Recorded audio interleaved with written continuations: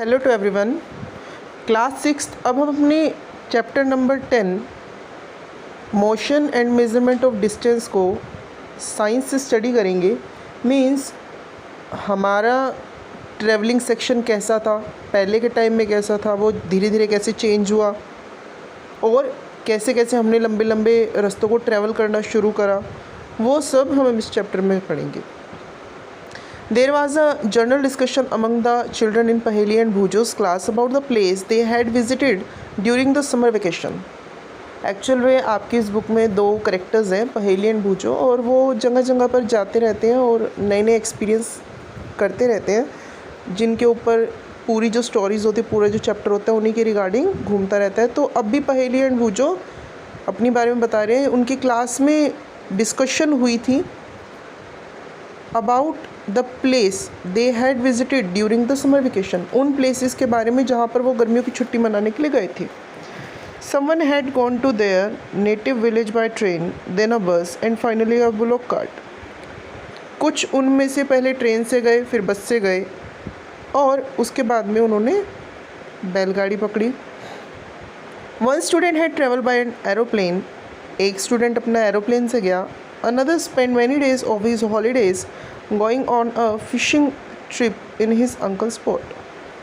और उनमें से कुछ शिप पर गए थे फिशिंग करने के लिए, वेकेशन को स्पेंड करने के लिए।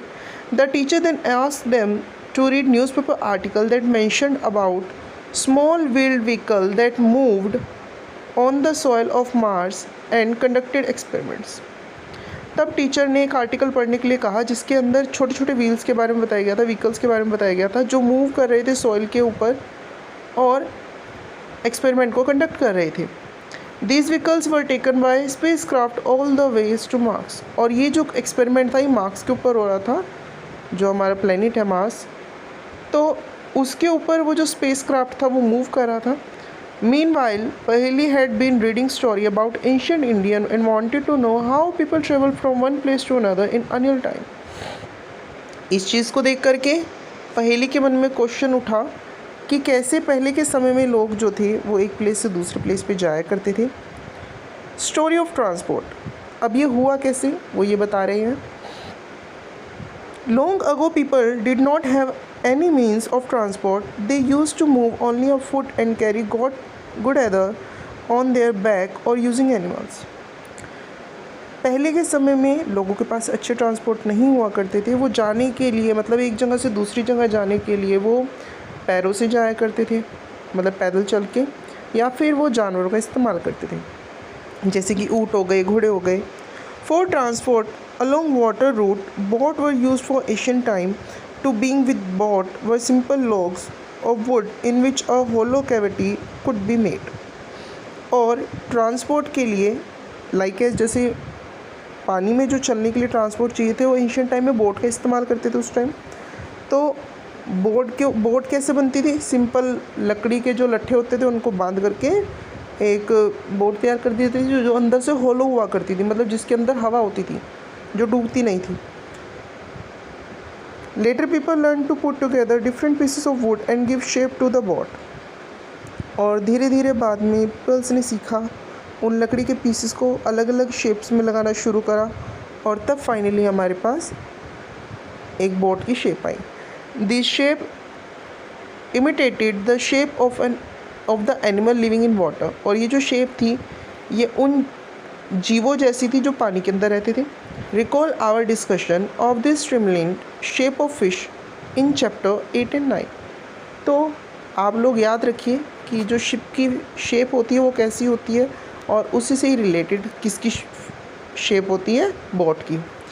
Invention of a wheel made a great change in mode of transport. The design of the wheel was improved over thousands of years. Animals were used to pull vehicle then that moved on wheels.